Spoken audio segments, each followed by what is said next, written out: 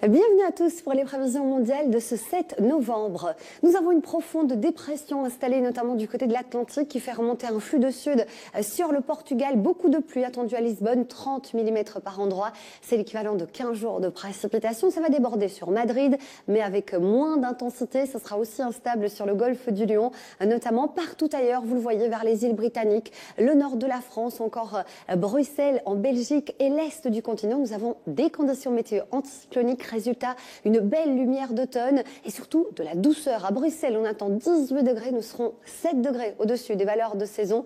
C'est un petit peu plus nuageux vers la Scandinavie ou encore les pays baltes, mais globalement, les températures restent élevées. Nous allons prendre la direction des États-Unis avec du côté de la Californie le retour d'un temps bien moins chaud que les jours précédents avec de la pluie. Ça va faire du bien sur le front des incendies. Toujours de la chaleur sur la partie centrale et nord-est du continent et même sur la côte est, par exemple à Washington. On attend 23 degrés contre 10 normalement en cette période de l'année. Beaucoup d'instabilité sur Cuba, Honduras, Nicaragua vont encore être touchés par quelques averses, mais rien comparé avec la dépression tropicale ETA qui est à présent partie. Beaucoup de soleil sur le Paraguay, l'Uruguay, la Bolivie ou encore du côté du Chili et de l'Argentine avec de la chaleur jusqu'à 32 degrés attendus à San Diego.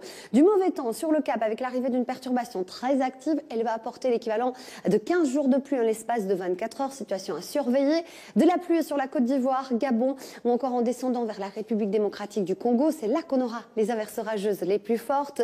Un temps calme sur le Maroc, l'Algérie, la Tunisie ou encore la Libye.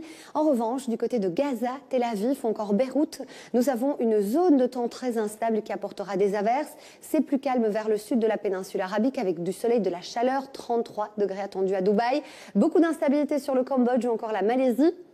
Alors que du côté de l'Australie, le soleil est toujours au rendez-vous sur la côte ouest ou encore la partie centrale. C'est calme en direction de la partie sud-est, par exemple à Sydney, mais le mercure est trop bas pour la saison. Beaucoup d'instabilité sur la Nouvelle-Zélande, mais aussi sur le centre, encore le sud des Philippines, Masdar qui se déstabilise. Et ce sera la même tendance vers l'archipel du Japon avec l'arrivée d'une perturbation sous la douceur. On poursuit ce bulletin météo par ces images spectaculaires. Nous sommes du côté du Liban et ce phénomène météo est assez fréquent. Il s'agit en fait d'une trombe marine. Ça s'apparente à une tornade, sauf que la trombe marine, vous le voyez, se forme sur une surface marine. Je vous souhaite une excellente suite des programmes avec nous sur TV5 Monde.